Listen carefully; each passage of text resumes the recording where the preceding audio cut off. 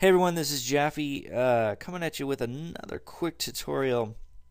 So I was working on a form today for a client and realized that I was putting some JavaScript in, and I realized I was like, there is this piece of JavaScript that took me forever to find somebody to show me how to do it.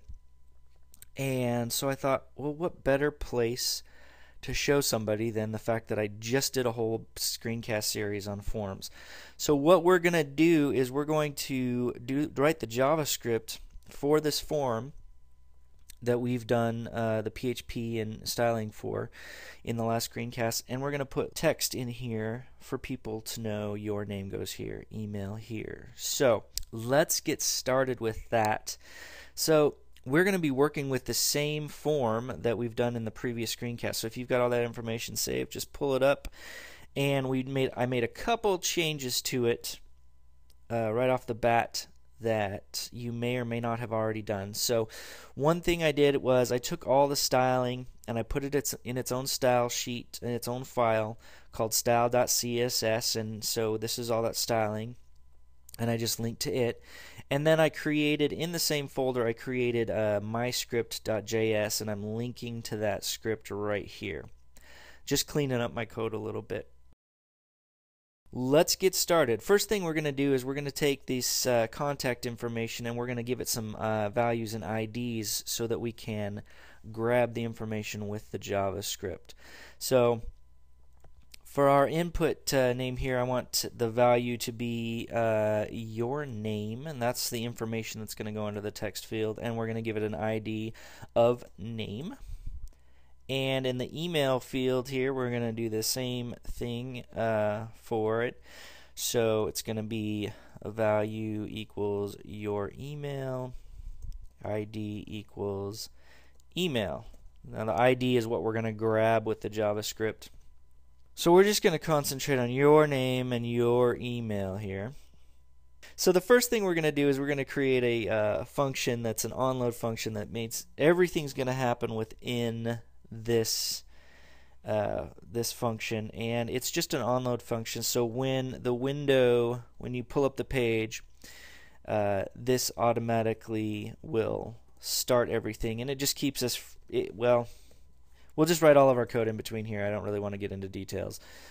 I'm just going to write the code out for you so that you can see it and be able to utilize it when you need to. Man, I am losing it today. So we're going to create a variable, and I'm going to call it a field variable. In fact, actually, let's call it the name field. And we are going to grab the get element by ID, and that ID was going to be name. And if you remember, this is right here, ID name. So that's what we just grabbed. We looked in the document and we got an element by ID, and the ID is name. So let's give it a function here. So name field dot onFocus is going to do this. Now onFocus means when you're actually clicked in the area, that's onFocus. So we're going to give it a function, and within that function, we're going to give it an if statement. So if the name field dot value is equal to your name, then we are going to do what's inside these brackets, and that is going to be, we're going to take the name field value and we're going to set it to nothing, and then we're also going to give it a color here, and you'll see why in just a minute. So style.color equals, and we're going to give it the black color. And let's get that all the way down here. And we're going to end this if statement. So basically what this is saying if the name field value it shows as your name, then we're going to turn it to blank which means this is on focus, remember. So as soon as you click in there, it's going to remove that your name, and it's going to turn the text color to black. We've already got the variable name, so we just need to name field, give it a function here. If I could spell .onBlur and function. And in the onBlur function, we're going to do another if statement. So if name field dot value, we're basically going to do the exact opposite. If there's nothing in there, oops.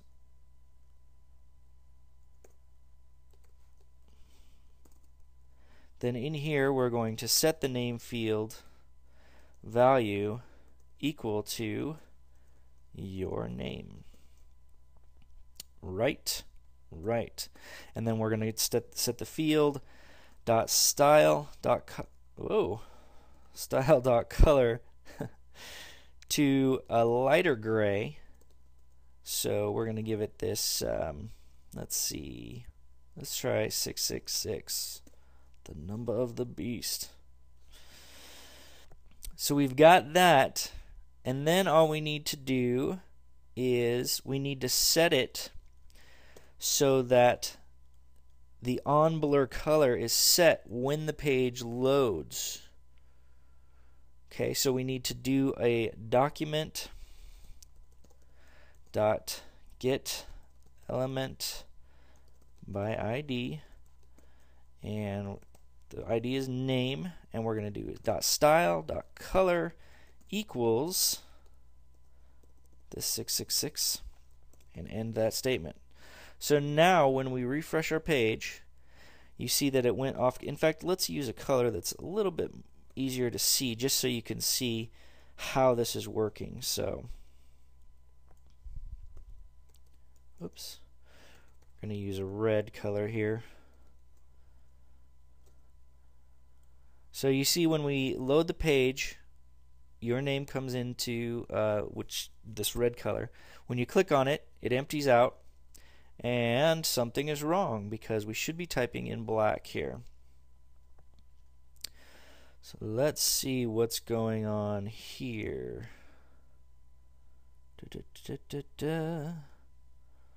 Focus your name, field.style.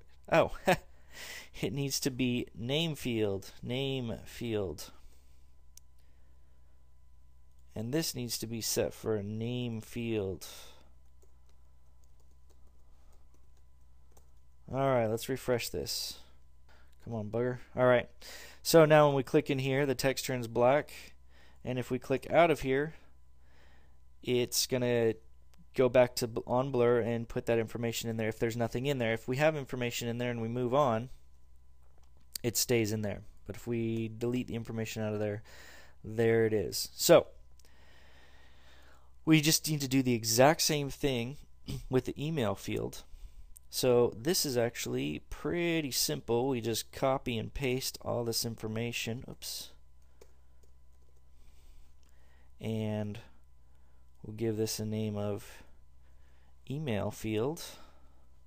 And we'll grab the element ID of email. And let's see. Email.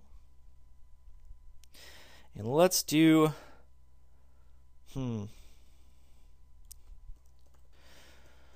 Alright, now we just need to change this, get document element by ID, email, and when we reset this, there it is, and it goes in there. So let's do a quick find and replace here.